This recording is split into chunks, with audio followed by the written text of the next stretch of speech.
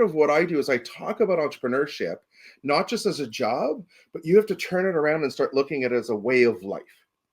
And I think, when you're talking about it, when somebody falls into entrepreneurship and they did it because, well, I'm leaving, my corporation. I had some great clients. I started a consulting business. I'm running this. I'm now 3 or 4 staff. But you know what? That client is now dried out, and I don't really want. I'm going to go get a corporate job again, and they close their business. Right? That was somebody who was looking at it as a job, not as a way of life. Welcome to the Business After Hours, where the ties loosen, the suit relax, and we talk business without the boardroom. Grab your favorite drink, kick back, and let's dive into the world of business after hours.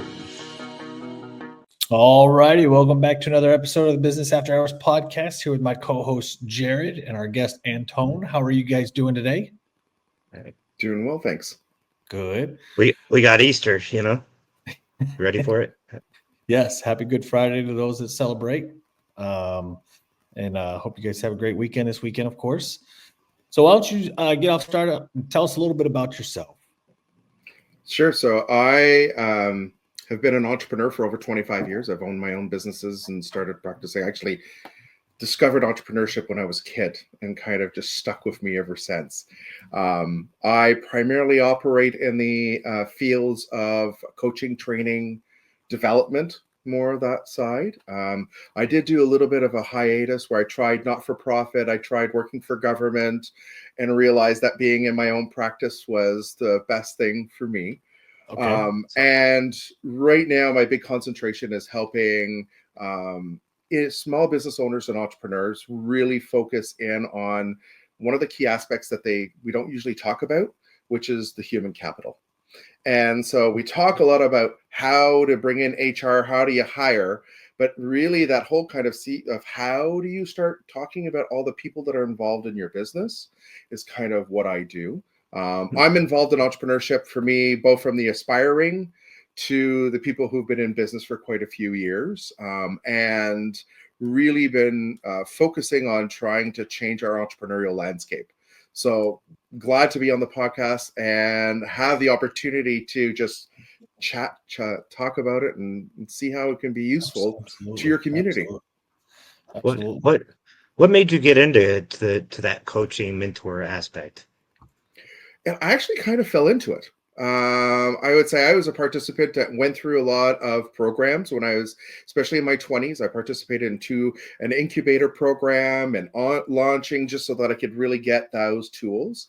And then after my little derooting, if you want, towards government and not-for-profit, when I came back, I kind of went, there's a lot of people who are talking about becoming entrepreneurs. I knew what it was. I was returning to what it was.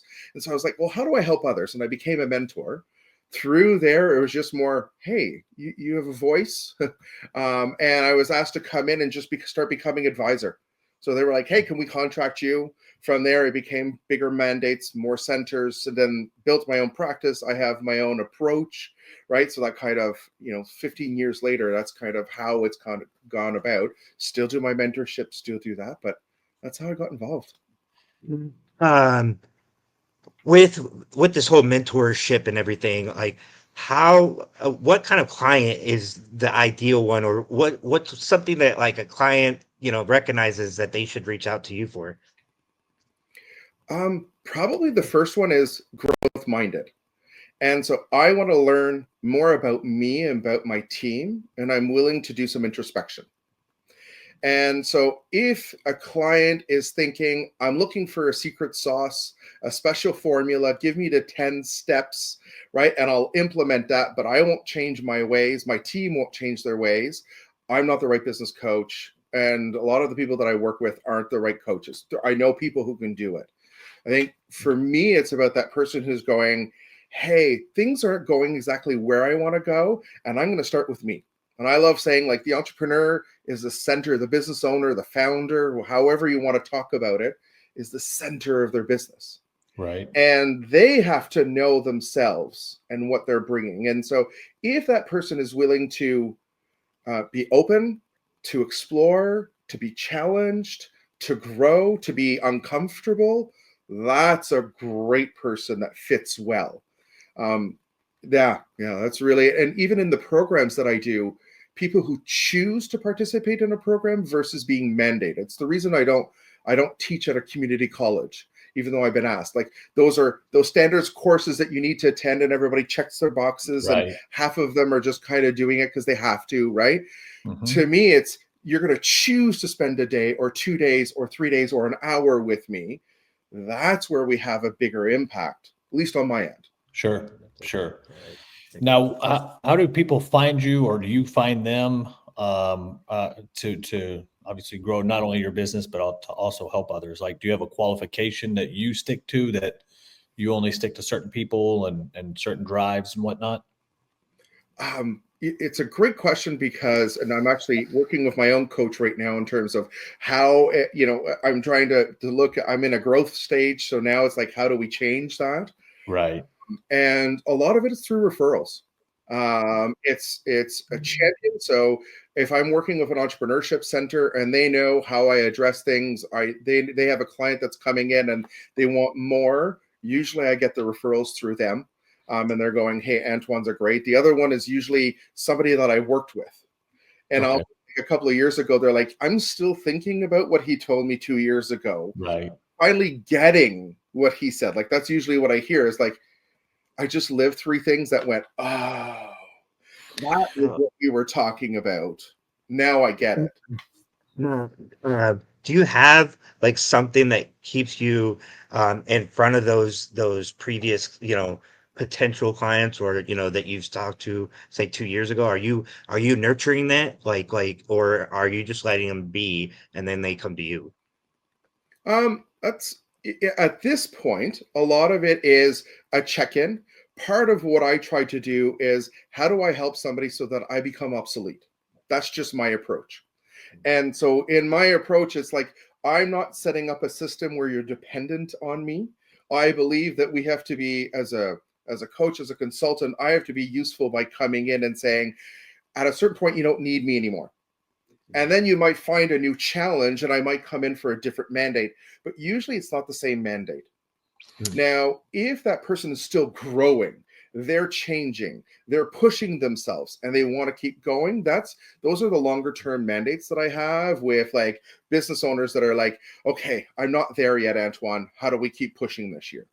Sure.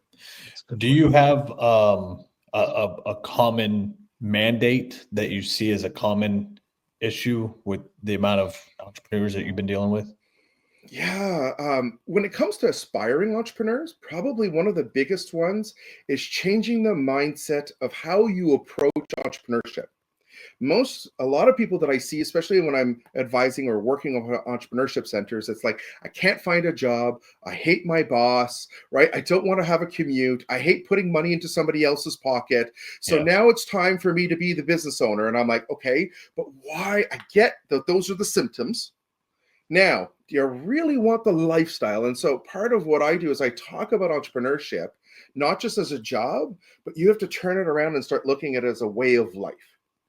And I think, when you're talking about it, when somebody falls into entrepreneurship and they did it because, well, I'm leaving, my corporation. I had some great clients. I started a consulting business. I'm running this. I'm now 3 or 4 staff. But you know what? That client is now dried out and I don't really I'm going to go get a corporate job again. And they close their business, right? That was somebody who was looking at it as a job, not as Mm. a way of life. And so when you talk about that, is having, how do I help somebody make that shift of I'm going to commit to it. And so even when I'm faced with challenges, even with what we faced 5 years ago, COVID. Okay, well, for a lot of these were like they're game stoppers, right? But how do I reinvent myself? How do I repivot? How, because I want to be an entrepreneur, not Right. just have a job that I happen to own. Does that make sense? I think you hear that a lot though, where somebody goes out and gets a, say, like a franchise or what, and they're just the single employee, and so they think they're an entrepreneur, and it's like, are you really though, or are you just somebody that was working, by yourself? Yeah, and for me, that's where I make the distinction between a business owner, an operator, and an entrepreneur. The business owner and operator, just like a franchise, I go in, get a model, and I execute that model. And so part of the conversation that I often have with people is, do you like to build from scratch and restart, or do you like to come in when the system's already there and you're a great executor? If you're number two, franchise, existing business, that's awesome. But what most people think about when they think about entrepreneurship is, I'm going to start from fresh. Right. But they don't have that question of, where am I at my best? Yeah. Right. Now, can you explain what you mean by the difference of, because you were saying it's a way of life and a job. How do you classify what the difference of entrepreneurship being a way of life? I'll give two metaphors, and this will kind of help set the context. The first one is, if you come from a military or a military family, and you know that being part of the armed forces, what does that mean, right? When I'm serving, if I get called upon, if there's an exercise, I'm gone for 48 hours. It doesn't make a difference if I had a hockey tournament with the kids, right? I'm gone. And so my commitment to the forces and how it interferes, but it's also part of my life. Everything that I do revolves around that. And entrepreneurship's a little bit the same thing. We can set up tons of systems, and we can hire general managers. We can have people running our franchise if we want. If your alarm goes off at 2 a.m. and you have $500,000 worth of stock in your place, and you're not getting a phone call from your general manager, are you going to flip the coin and hope that nobody's breaking in, or are you actually going to run over and go, I'm going to go make sure that nothing's going on? It's maybe just a fall. Like, welcome to entrepreneurship, right? You could be on a cruise, and all of a sudden you get a call and go, your general manager's fired. He's just leaving. I'm out. And you're like, but my business is supposed to be running, and I'm gone for the next 10 days. What do I do? Mm-hmm. Absolutely. Right? That's a way of life. A job is something that I go and I do, and I can do really, really well. I'm committed. There are phenomenal employees out there that are extremely committed, like they would be, right? But I can shut it off sometimes. I can walk away. I can say it's okay. It's almost like the TV. Right now, I'm going to put it on mute. And if I really need to, I'm going to put it on mute.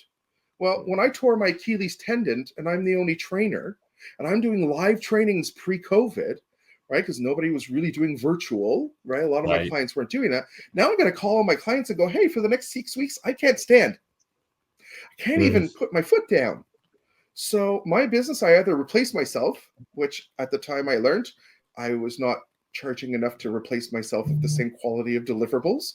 And so now you're going to lose, not only are you not making money, but you're losing money. I was lucky enough to negotiate most of pushing everything off. And so that's the distinction. So the other idea, or usually image, that I give to folks is high performance athletes, right? When you're playing Div 1, if you're competing, right, the way you eat, the way you sleep, the way you go on the road, your time commitments, your free time, you're thinking about your sport. And you're thinking about your development, and you're committing. If you want to be at your best, you have to everything around your life has to follow that. And so what happens is, most entrepreneurs, if they're going to do that, they do it really well, but then they sacrifice everything else in their lives because they haven't realized it's a way of life. And now I've got to balance that. Like, if ever you know anybody who's in the military, like, they'll say, like, military spouses are very tight. Because if somebody leaves, and then so who's going to go pick up? Oh, I'm working shift. I'm doing this. So they're all so they know, because it's a way of life, that we have to support each other, and we build a community around that. Right. To me, it's about the same thing when it comes to entrepreneurship. Does that help explain? Yeah, no. Absolutely. So you kind of touched on something that I feel is kind of interesting, which is the fact that you said you have a coach as well, and I find that very kind of rewarding, right? Because you're recognizing your own weaknesses that you need to improve on. Do you feel like that hurts you, or have you seen, some good feedback from that? Oh, if I didn't have coaches and mentors, I wouldn't be where I'm at today. And usually when I stop working with a coach or a mentor, is usually when I start seeing the decline. Now, so it may not show today, so physically, but I used to be, at a state level, provincial. I played soccer at that level. And so high performance athlete, I know what it is to have somebody who keeps reminding you. And part of it is, even though you may have a solo business, you can never be successful alone.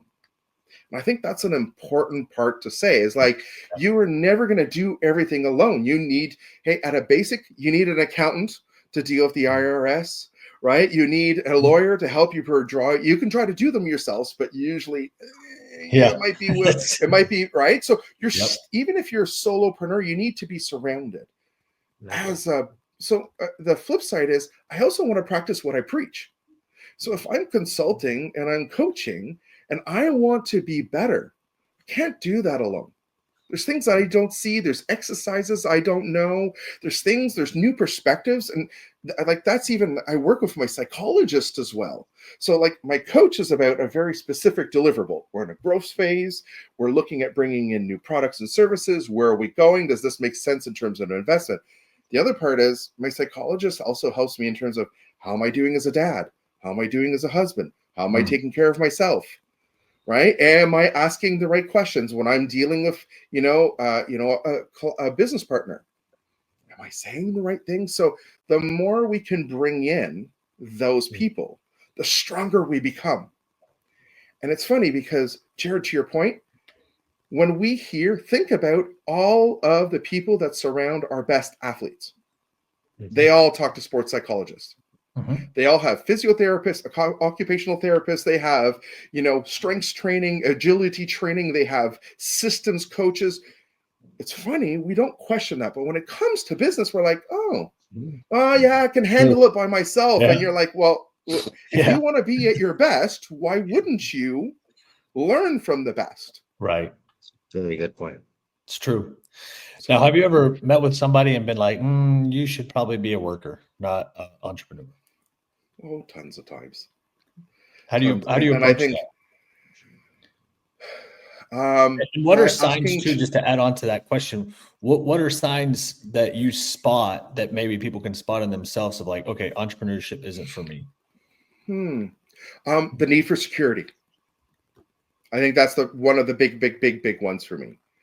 Just to what extent do you need to know what your next quarter, your next 6 months, your next year is going to look like and have that revenue coming in? And that decreases your stress to a certain point of being employed, right?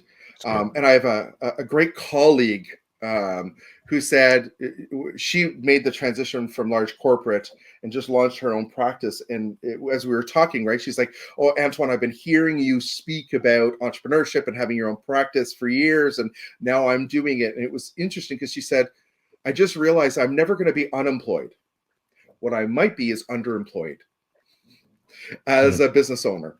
Right. So, and that's what you'll find. A lot of small business owners don't pay themselves well, including myself, when things don't go well and you have staff. If you don't want to lose your staff and you don't want to lose the momentum, even though there's a dip, well, who takes the hit? Right. Usually it's us. Yeah. Right. So to your point, I'm going to come back to your question about those signs. I think the first one is very much around security, right? Okay. How much security do I need? The second thing is, why am I doing this? And what's the core motivation behind why I'm trying to do this? And if it's because you hate your boss, I would say it's easier to find a good boss than to create a business that actually meets your needs. Yeah. It's going to take you 5 times the effort to create the business that you actually want, and it'll meet your needs, than to actually find a good fit in terms of employment. Even no matter how hard employment is, I will tell you that starting a business is always going to be harder.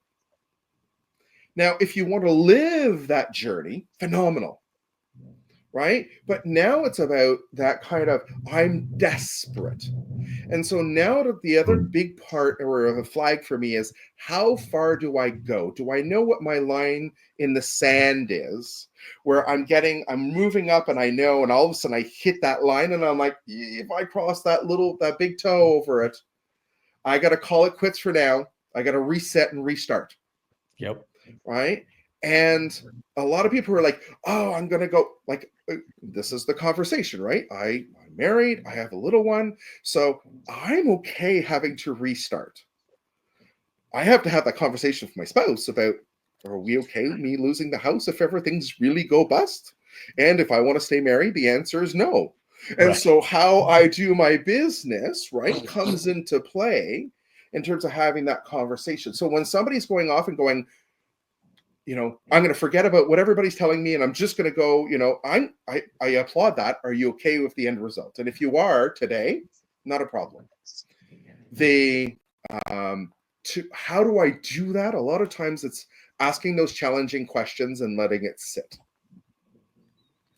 And it was funny because one of the entrepreneurship centers that I worked with, they used to call me the Kleenex, the Kleenex box guy, because every time they hit somebody that kept coming back, and they're like, this person needs to just shut down. They're just draining their expenses, and they're just, they're crumbling. They used to say, bring Antoine in, and I'd spend 20 minutes.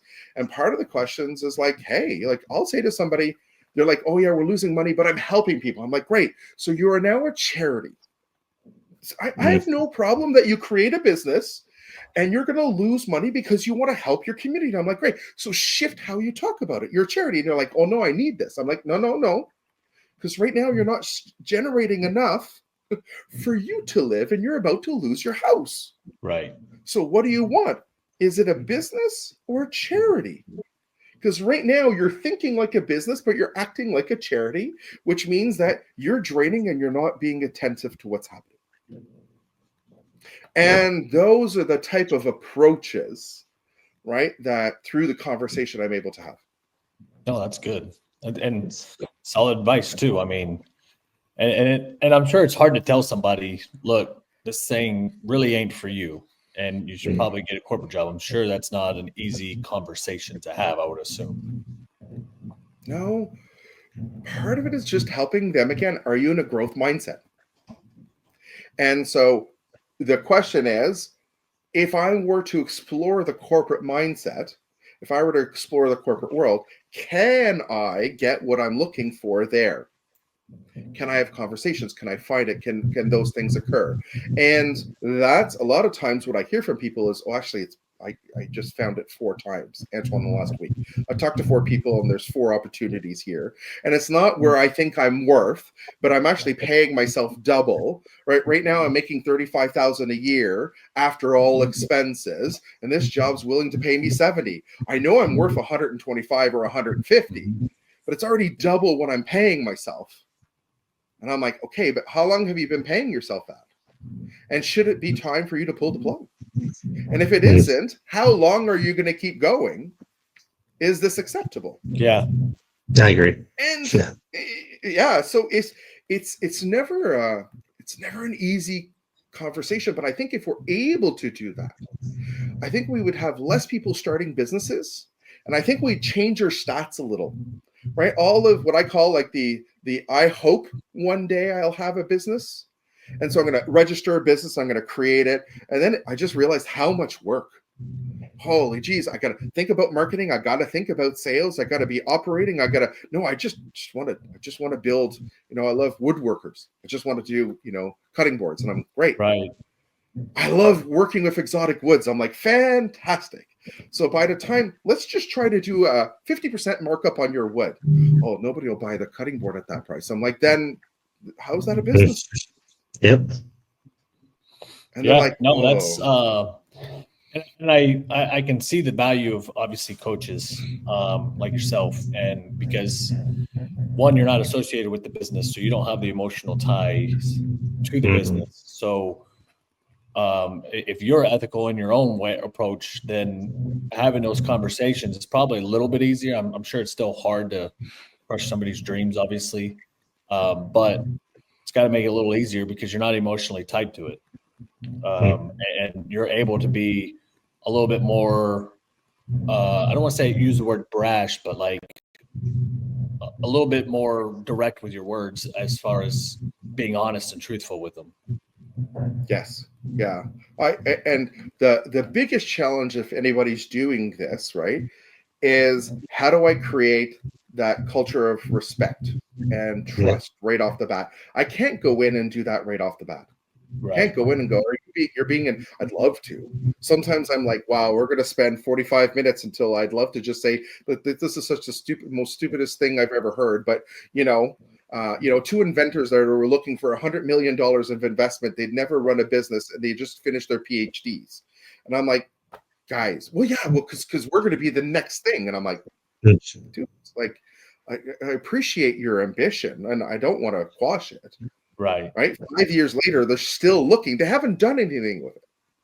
They've No. never, like, in all their hours, they're hoping that somebody's going to fund. And what I love is they're like, oh yeah, well, if we were working for NASA, we could be making $250,000. So that's what we're going to pay for us. Like, this is what we expect the investors to be paying us. Yep. I've seen it a lot on the Shark Tank show. So, Yeah. and is that just like a more of a entrepreneur, like, or is that just some sort of entitlement that just some business owners or smart people think that they're entitled to? I'll be honest. This is a very personal reflection, but I think a lot of it is just social media and today's media. Okay. You go to Instagram and anybody can tell you that, hey, in 3 months, we could be generating $1 million worth of revenues and you don't have to work a day in your life and just sit on your Instagram channel. And I'm like, yeah, some do, just like a unicorn business, right? Like, there are some that will be worth $100 million and they'll sell and they'll be multimillionaires as founders. Mm-hmm. Most people live in obscurity. Yeah. And do great salaries of $90,000, $100,000 a year, but they're not multimillionaires. And we forget that component. And I would say that's the biggest challenge that I have is that, well, I'll just start it. I'm like, great. You know what? Start your Instagram channel now. Do it for the next 3 years on a daily post, and you're going to edit and do everything. Come to see me like, my favorite is do a 30-day challenge. I want you to spend 5 minutes on your business every day for 30 days. Like, if you're sick, you do it. If you're on vacation, you do it. If your kids' hockey tournament, because we're in the playoffs right now, right? Like, you do it, right? So no matter what it is, you spend I just want 5 minutes, no more. And you're not allowed to cheat. It's like dieting. You can't just do it all on a Sunday and that gives you all your hours for the week. No, 5 minutes every day. If you can do that for 30 days and be honest with yourself, then you're probably already ready for entrepreneurship. Most people failed that 30-day challenge. Yeah. 5 minutes. 5 minutes, guys. 5. Yeah. So That's insane. I think unfortunately with social media, everything comes in instantly, so we want that instant gratification with businesses, not realizing it takes time, effort, to be successful. Yeah. I think it was Steve Jobs who said, we always forget, we forget the amount of work that it took to be an instant success. Yep. Right. So think about the artist who's been playing for 15 years. And overnight in a month, they went from nobody knew them to I'm touring internationally. Yep. But I also practiced for 10 years and maintained that, probably at a loss. Yeah. I paid into it for me to be able to maybe have that opportunity. Yeah. I agree. Most people never do that. Well, we appreciate the conversation. This thing has been awesome. And awesome. You're very introspective, which is nice. Why don't you give a little pitch for your business, and hopefully we can get you some of what you do, why should people choose you, and whatnot. Yeah, so really anybody who's looking at exploring entrepreneurship, looking at how do they start with themselves, and they're really trying to see how they can grow into it. If you're transitioning if you have a great corporate job and you're thinking entrepreneurship might be for you, that questioning piece, come and see me. The other part is if you're trying to find the right people to build your business, not just deliver, but build, that's the other part that we can really help. And we haven't talked about that at all. That might be another podcast, but really there's that whole piece. But yeah, definitely anybody who's going through that introspection, love to have that conversation, because I think that's how we change the entrepreneurial landscape. Awesome. That's awesome. Jared, you got anything you want to add? Just thanks for being on. It was great conversation. And so thanks again. Yeah, we're gonna have his links down below in the description, so it'll be easy to click on. Pay him a visit, tell him we said hi, and best of luck to you. That was awesome. Thank you. Conversation. Thanks, guys. I appreciate it. It's good to be on.